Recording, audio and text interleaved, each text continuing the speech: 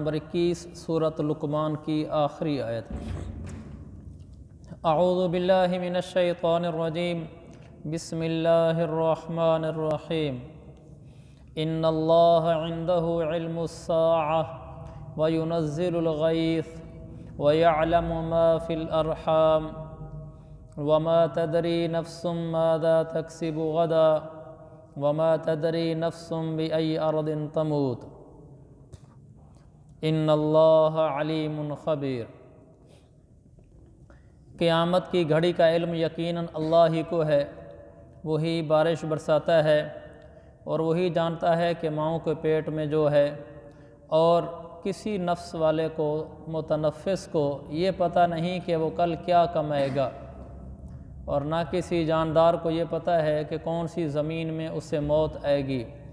بے شک اللہ ہر چیز کا مکمل علم رکھنے والا، ہر بات سے پوری طرح باخبر ہے۔ تو یعلم ما فی الارحام تک تو ہو گیا تھا، وما تدری نفس ماذا تکسب غدا، کسی جاندار کو یہ پتہ نہیں کہ وہ کل کیا کمائے گا، کیونکہ یہ انسانوں کے علم میں نہیں ہوتا کہ کل وہ کتنے پیسے کما کے لائے گا، کیا کچھ کرے گا، کیا کیا افعال اسے صادر ہوں گے، اللہ کو سب پتہ ہوتا ہے۔ اور نہ کسی کو یہ پتہ ہوتا ہے کہ کون سی زمین میں اسے موت آئے گی۔ یہ عمومی احوال کے اعتبار سے کہا ہے، جیسے ہم لوگ ہیں، ہم میں سے کسی کو نہیں پتہ کہ ہماری موت زمین کے کس ٹکڑے پر آئے گی، یعنی جس وقت موت آئے گی اس وقت میں کس جگہ پر ہوں گا۔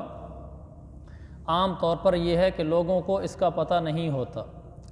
تو یہ جو پھانسی والے کو پتہ ہوتا ہے کہ کل صبح مجھے پھانسی ہو جائے گی، اس سے اس آیت پر کوئی فرق نہیں پڑتا، اس لیے کہ اس میں یہ فرمایا گیا ہے کہ عام طور پر جو جاندار رہ رہے ہیں ان کو یہ پتہ نہیں ہوتا کہ زمین کے کس ٹکڑے میں موت آئے گی، عمومی بات بیان کی گئی ہے۔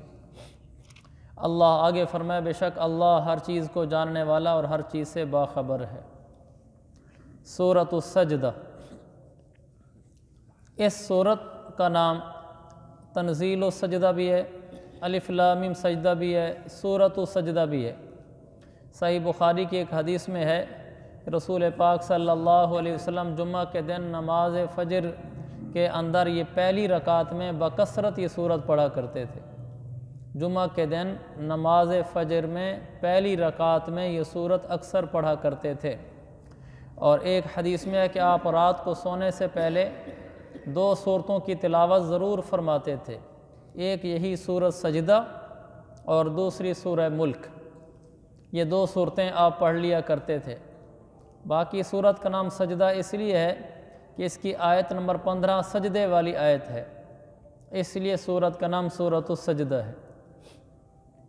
اس کا جو بنیادی مضمون ہے وہ وہی ہے جو مکی صورتوں کا ہوتا ہے، 3 چیزیں: توحید، رسالت اور آخرت۔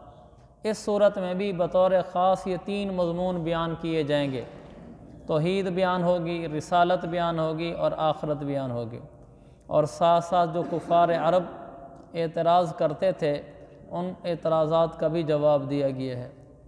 بسم اللہ الرحمن الرحیم، الف لام میم، اس کا مطلب سوائے اللہ کے اور کوئی نہیں جانتا۔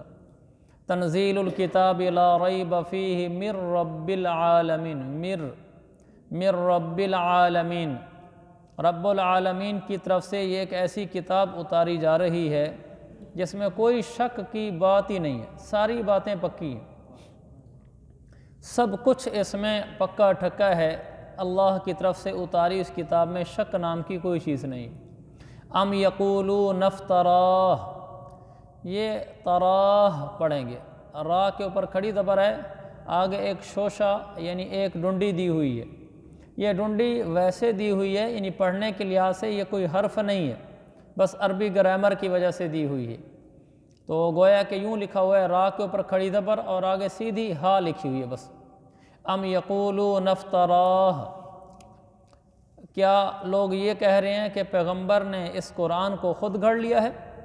بل هو الحق من ربک لتنذر قوما ما اتاهم من نذیر من قبلک لعلهم یہتدون، نہیں میرے پیغمبر، یہ تو وہ ایک حق چیز ہے جو تمہارے پروردگار کی طرف سے اس لیے آئی ہے کہ تم اس کے ذریعے سے ان لوگوں کو خبردار کرو جن کے پاس تم سے پہلے کوئی خبردار کرنے والا نہیں آیا، تاکہ وہ صحیح راستے پر آ جائیں۔ قرآن پاک اس لیے اتارا گیا تاکہ اس کے ذریعے سے انسان صحیح راستے پر آ جائے۔ صحیح راستے پر آنے کا ایک ہی راستہ ہے اور وہ قرآن ہے، اور قرآن پھر کہتا ہے کہ اللہ کے نبی علیہ الصلاۃ والسلام کی اطاعت کرو۔ یہاں یہ کہا کہ آپ سے پہلے کوئی خبردار کرنے والا نہیں آیا، مراد یہ کہ مکہ مکرمہ میں ایک بڑی مدت سے بت پرستی چل رہی تھی، تو ایک عرصہ ہوا وہاں کوئی نبی نہیں آیا تھا۔ ویسے دین کی تبلیغ کرنے والے لوگ تھے جو حق پرست تھے اور شریعت سابقہ شریعتوں پر چل رہے تھے، لیکن باقاعدہ کوئی نبی نہیں آیا تھا۔ آگے اللہ کی توحید ہے، اللہ الذی خلق السماوات والارض وما بینہما فی ستۃ ایام ثم استوى علی العرش ما لکم من دونہ من ولی ولا شفیع، آخر میں وقف عین پر شفیع افلا تتذکرون۔ اللہ وہ ہے جس نے آسمانوں اور زمین کو اور ان کے درمیان ساری چیزوں کو 6 دن میں پیدا کیا، پھر اس نے عرش پر استوا فرمایا، اس کے سوا تمہارا کوئی مددگار نہیں ہے اور نہ ہی تمہارا کوئی سفارشی ہے، کیا پھر بھی تم کسی نصیحت کی بات پر دھیان نہیں دیتے؟ ایک تو یہ فرمایا کہ اللہ نے آسمان زمین اور درمیان کی سب چیزوں کو 6 دن میں پیدا کیا۔ اللہ تو کن فیکون کا مالک ہے، وہ تو ایک دن میں بھی پیدا کر سکتا ہے۔ 6 دن میں اس لیے پیدا کیا ہمیں سبق دینے کے لیے کہ جب کوئی کام محتم بشان ہو، یعنی بڑی اہمیت کا حامل ہو، اس کام کو جلد بازی میں سر انجام نہیں دینا چاہیے، آرام آرام سے سوچ کر تدبر کے ساتھ تدریجاً اس کام کو کرنا چاہیے۔ جیسے آسمان اور زمینوں کی تخلیق اور اس کے درمیان کی مخلوقات کی تخلیق یہ ایک بڑا کام تھا دنیاوی نظام کے لحاظ سے، تو اللہ نے اللہ اس کو ایک لمحے میں بنا سکتا تھا، 6 دن میں بنایا۔ ہمیں سبق مل گیا جب بھی کسی خاص بات کے بارے میں فیصلہ کرنا ہو تو فوراً فیصلے نہیں کرنے چاہیے۔ مثلاً کوئی کاروبار شروع کرنا ہے، گھر منتقل کر کے کہیں اور لے جانا ہے، بچی بچے کی شادی کرنی ہے اور اپنی زمین فروخت کرنی ہے، جب کوئی ایسا بڑا کام کرنا ہو تو اس میں آدمی فوراً نہ فیصلے کر دے، سوچے، تدبر کرے، کچھ وقت لگائے، اچھے طریقے سے جب تسلی ہو جائے کہ ہاں ٹھیک ہے، پھر اس کے بعد فیصلہ کرے کہ رشتہ کرنا ہے یا نہیں کرنا، زمین بیچنی ہے یا نہیں بیچنی، گھر اس علاقے میں منتقل کرنا ہے کہ نہیں کرنا، کاروبار کون سا شروع کرنا ہے، پھر یہ کام کرے۔ آگے فرمایا پھر اللہ نے عرش پر استوا فرمایا۔ استوا کا لفظی معنی ہوتا ہے سیدھا ہونا اور بیٹھنا، تو لفظی ترجمہ تو پھر یہ بنتا ہے کہ اللہ عرش کے اوپر جا کر ایسے بیٹھ گیا، حالانکہ اللہ تعالیٰ جسم سے پاک ہے، اللہ کا کوئی جسم نہیں ہے، اور اللہ تعالیٰ ایسے نہیں ہے جیسے میں بیٹھا ہوا ہوں، اللہ آ کر ایسے کوئی عرش پر بیٹھ گیا۔ تو پھر اس کا کیا مطلب ہے؟ استوا کا مطلب یہ ہے، یہ مطلب اس لفظ کا اللہ کے ہاں جو مراد ہے ہم اسی پر ایمان لائے، ہم نے اس کی تحقیق نہیں کرنی، یہ یہاں کا مطلب ہے۔ اس کو کہتے ہیں متشابہات القرآن۔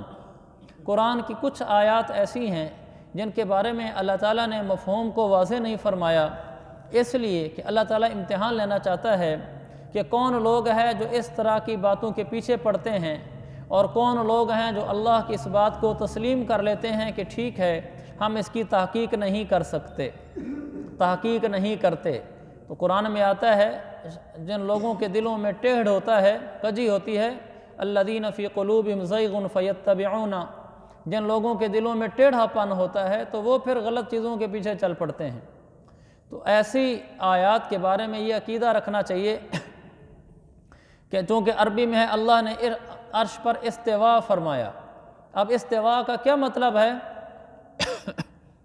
اس کے بارے میں ہم یہ کہیں گے کہ اللہ کی نظر میں استوا کا جو مطلب ہے وہ مطلب حق اور سچ ہے، ہم نے اس کو تسلیم کیا، البتہ ہم اس کی مراد نہیں جانتے، بس اس سے زیادہ آگے نہیں بڑھنا کہ اللہ نے عرش پر کیسے استوا فرمایا ہے۔ اس لیے تقی صاحب نے اس کو وضاحت سے لکھا ہے، استوا کے لفظی معنی ہے سیدھا ہونا اور بیٹھنا، لیکن اللہ تعالیٰ کے عرش پر استوا فرمانے کا صحیح مطلب ہماری سمجھ سے باہر ہے، اس لیے اس کی تفصیلات میں جانے کی نہ ضرورت ہے اور نہ اس کا کوئی یقینی نتیجہ نکل سکتا ہے۔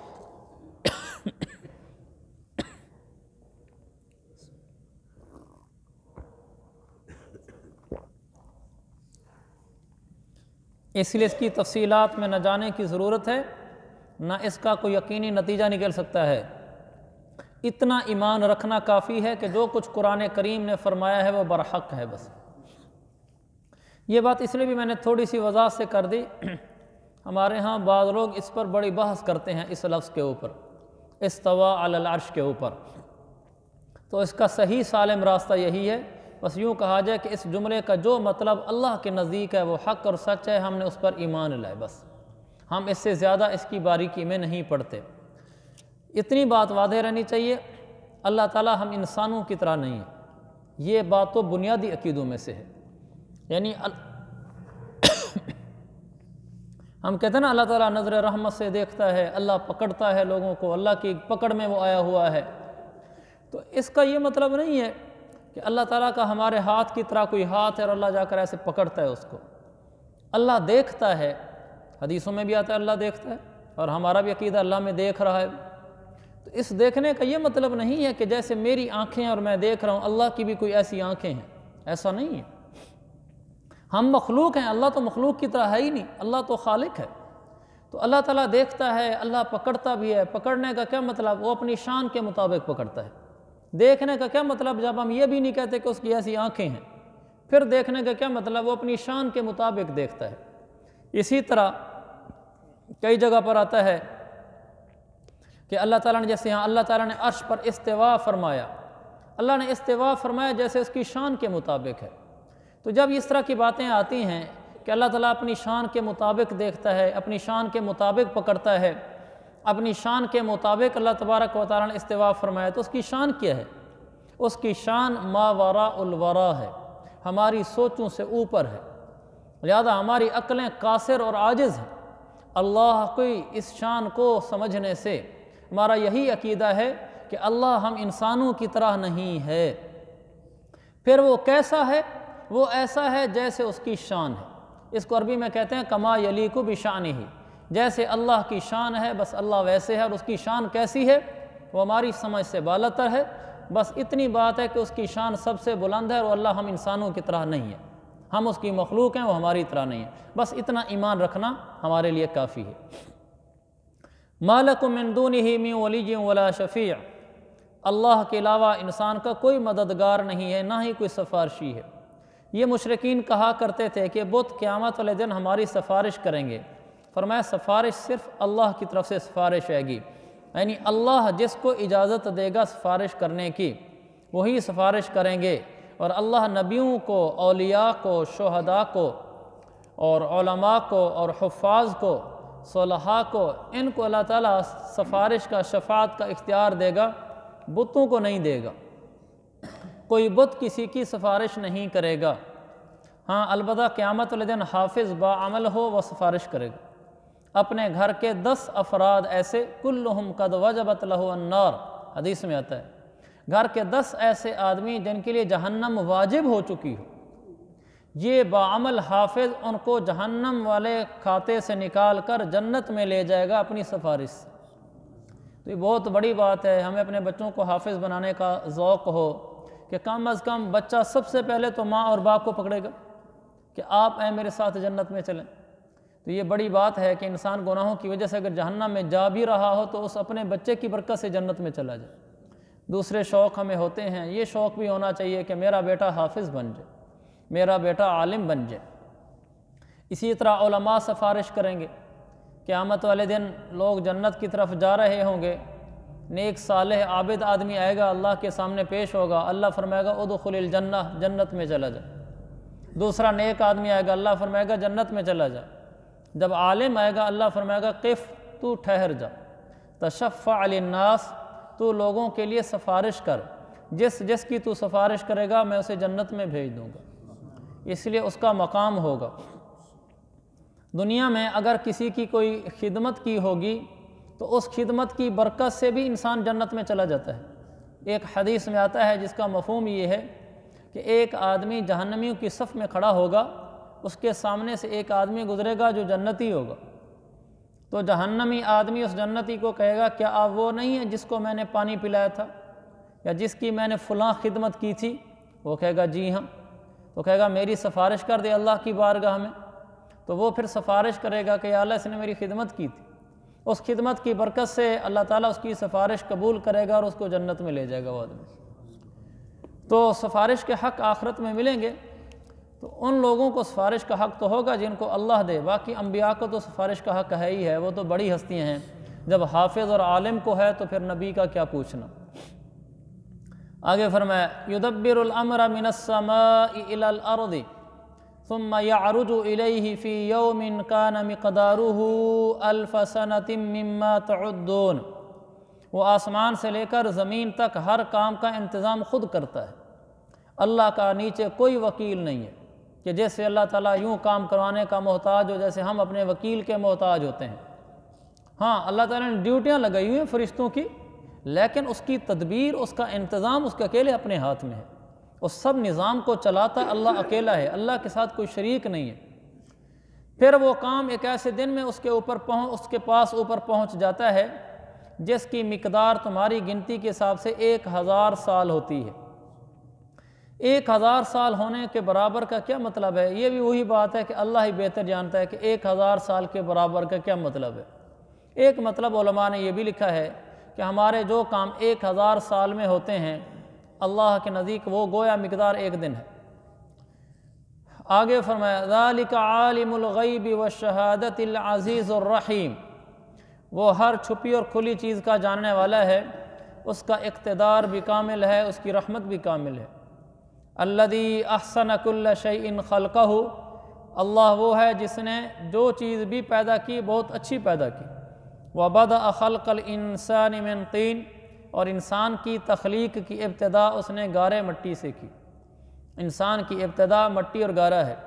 ثم جعل نسلہ من سلالۃ من ماء مہین، پر اس کی نسل ایک نچوڑے ہوئے حقیر پانی سے چلائی، کہ انسان کی ابتدا حقیر پانی یعنی منی کا نطفہ اس سے ہوتی ہے۔ ثم سواہ ونفخ فیہ من روحہ وجعل لکم السمع والابصار والافئدہ، یہ لفظ والافئدہ پڑھیں گے اس کو، والافئدہ، حمزہ کے لیے علیحدہ ڈنڈی اگرچہ نہیں دی ہوئی لیکن چونکہ حمزہ لکھ دیا ہے لہذا پڑھیں گے، والافئدہ قلیلا ما تشکرون۔ پھر اللہ تعالیٰ نے اس انسان کو ٹھیک ٹھیک کر کے اس میں اپنی روح پھونکی، اور اے لوگو تمہارے لیے کان، آنکھیں اور دل پیدا کیے، تم لوگ شکر تھوڑا ہی کرتے ہو۔ اللہ کی جو نعمتیں ہیں، کان ہے، آنکھ ہے، دل ہے، اس کا شکر کرنا چاہیے، نا شکری نہیں کرنی چاہیے، لیکن اللہ نے آگے شکوہ بھی فرما دیا کہ تم لوگ شکر بہت کم کرتے ہو۔ اور عمومی بات یہی ہے، انسان ناشکری میں لگا رہتا ہے، شکر گزاری نہیں کرتا۔ جس کے پاس چھوٹا گھر ہے وہ بڑے گھر والوں کو دیکھ کر ناشکری میں مبتلا ہوتا ہے، چھوٹی سواری والا بڑی سواری والے کو دیکھ کر، چھوٹی نوکری والا بڑی نوکری والے کو دیکھ کر، چھوٹے کاروبار والا بڑے کاروبار والے کو دیکھ کر ناشکرا رہتا ہے، حالانکہ اپنے سے نیچے والے کو دیکھے تو اللہ کا شکر پیدا ہو۔ تو اپنے آپ کو ہمیشہ شکر کی طرف لانا چاہیے، دل لاتا ہے ناشکری کی طرف۔ جس وقت دل میں ناشکری کی کیفیت آ رہی ہو کہ یار ہمارے پاس یہ چیز نہیں ہے، فلاں آدمی کے پاس ہے، مثلا سردیاں ہیں جی، کسی کے گھر میں ہیٹر نہیں ہے، کسی گھر میں گیزر نہیں ہے، سردیوں کی ضرورت ہے، اور اس کے رشتہ دار کے گھر میں ہے، اور یہ اس کے بچے ٹھٹھرتے ہیں سردی سے، یہ نہ سوچے کہ اللہ ان کو تو نے گیزر ہیٹر دے رکھے ہیں، مجھے نہیں دیا، ہم ایسے زندگی گزار رہے ہیں، یہ ناشکری ہے۔ یوں کہے کہ اللہ تیرا شکر ہے، تو نے اپنا گھر دیا ہے، بال بچے دیے ہیں، جو دیا ہوا ہے اس پر شکر ادا کریں۔ اور اگر ناشکری پہ آئیں گے پھر تو اگر ہمیں وہ گیزر ہیٹر مل جائے تو آگے نئی چیز آ جائے گی، وہ مل جائے تو اس سے نئی چیز آ جائے گی، پھر ایسا وقت آئے گا کہ انسان ساری دنیا بھی پالے پھر بھی نہ شکر ہی بیٹھا ہوگا۔ اور شکر گزاری کرنا چاہے تو شکر گزاری بھی کر سکتے۔ تو انسان اپنے آپ کو شکر کی طرف لے کر آئے۔ عورتیں عام طور پر ناشکری ہی ہوتی ہیں، عورتوں میں شکر کا مادہ بہت کم ہوتا ہے، تو مرد عورت کی باتوں سے کبھی دھوکے میں نہ آئے۔ عورت نہیں کہتی الحمدللہ ہمارے گھر میں یہ ہے، اللہ کا شکر ہے بہت دیا ہوا ہے، بہت کم کوئی عورت ہو، ورنہ عورتوں کی فطرت اور مزاج یہ ہے کہ وہ ہمیشہ ناشکری کرتی ہیں۔ دیکھو فلاں کے گھر میں یہ چیز ہے، ہمارے گھر میں نہیں ہے، دیکھو فلاں ایسے رہ رہے ہیں، ہم ایسے نہیں رہ رہے، دیکھو فلاں کا شوہر ایسا کما رہا ہے، تم کیا کما رہے ہو، ہمارے گھر میں کچھ بھی نہیں آ رہا۔ یہ عورت کی فطرت ہے، اس کا مزاج ہے، حدیثوں سے ثابت ہے یہ۔ تو ہم نے اس کی اس طبیعت کا ادراک رکھنا ہے، اس کی اس طبیعت کو سمجھنا ہے، لہذا جب وہ ناشکری کرے تو ہم بھی اس کے ساتھ نہ شریک ہو جائیں ناشکری میں۔ ہم کہیں یہ تو بیچاری ہے ہی کمزور، اس نے تو کہنا ہی ایسے ہے، لہذا میرے ذمہ ہے کہ میں گھر کا ماحول شکر گزاری پہ لوں۔ میں کہوں نہیں اللہ کا شکر ہے اللہ نے بہت دیا ہوا ہے، اللہ کا شکر ہے اللہ نے بہت دیا ہوا ہے۔ مرد ہمت کر کے شکر گزاری کی طرف آئے، عورت کی باتوں میں آ کر ناشکری میں مبتلا نہ ہو۔ اللہ کی نبی جب گئے تھے معراج میں تو آپ نے جہنم دیکھی، آپ نے فرمایا رأیت اکثر اہلیہا النساء، میں نے دیکھا جہنم میں زیادہ عورتیں تھیں۔ تو آپ واپس آئے، آپ نے یہ بات بتائی کہ میں نے جہنم میں زیادہ عورتیں دیکھی ہیں۔ تو اللہ کے نبی کے پاس عورتوں نے پوچھوایا یا رسول اللہ بیما، کس وجہ سے ہم عورتیں جہنم میں زیادہ جائیں گی؟ تو آپ نے ایک فرمایا کہ تم ناشکری ہو، شوہروں کی ناشکری کرتی ہو، دوسرا فرمایا لان تان زیادہ کرتی ہو۔ تو ناشکری باقاعدہ سبب ہے عورت کا، اور بھی کئی حدیثیں ہیں کہ عورت کے مزاج میں ناشکری ہوتی ہے، لہذا کبھی بھی عورت کی باتوں میں آ کر خود ناشکری کا شکار نہیں ہونا، فوراً شکر گزاری کی طرف آنا ہے، اور بیوی کے آگے شکر والی باتیں بولنا شروع کر دینی، اللہ کا شکر اللہ نے یہ تو دیا ہے۔ آگے فرمایا وَقَالُوا أَإِذَا ضَلَلْنَا فِي الْأَرْضِ أَإِنَّا لَفِي خَلْقٍ جَدِيدٍ، یہ لوگ کہتے ہیں یعنی کافر کہ کیا جب ہم زمین میں رل کر کھو جائیں گے، یعنی زمین میں گم ہو جائیں گے، بالکل ختم ہو جائیں گے، تو کیا اس وقت ہم نے کسی نئے جنم میں پیدا ہونا ہے؟ یعنی کہنا یہ چاہتے تھے کہ جب ہم زمین میں نیچے رل جائیں گے، بالکل ختم ہو جائیں گے، گھل مل جائیں گے ہماری ہڈیاں مٹی میں، تو پھر ہم نئے سرے سے انسان بن کر اٹھیں گے۔ بل ہم بلقاء ربہم کافرون، بات دراصل یہ ہے کہ یہ لوگ اپنے رب سے ملنے کے انکاری ہیں، یعنی یہ جو کافر لوگ ہیں یہ اللہ سے ملاقات کے منکر ہیں، کہتے ہیں مرنے کے بعد کوئی نہیں اٹھنا، نہ اللہ سے ملاقات ہونی ہے۔ قل، میرے نبی آپ ان سے کہہ دیں یتوفاکم ملک الموت الذی وکل بکم، میرے نبی ان سے کہہ دیں تمہیں موت کا وہ فرشتہ اچھی طرح آ کر پکڑ لے گا جو تمہارے اوپر مقرر کر دیا گیا ہے۔ ثم الی ربکم ترجعون، پھر تمہیں واپس تمہارے رب کے پاس لے جایا جائے گا۔ میرے عزیز بھائیو، قیامت کا دن حق ہے، اس کی تیاری کے اللہ تعالیٰ ہم سب کو توفیق عطا فرمائے۔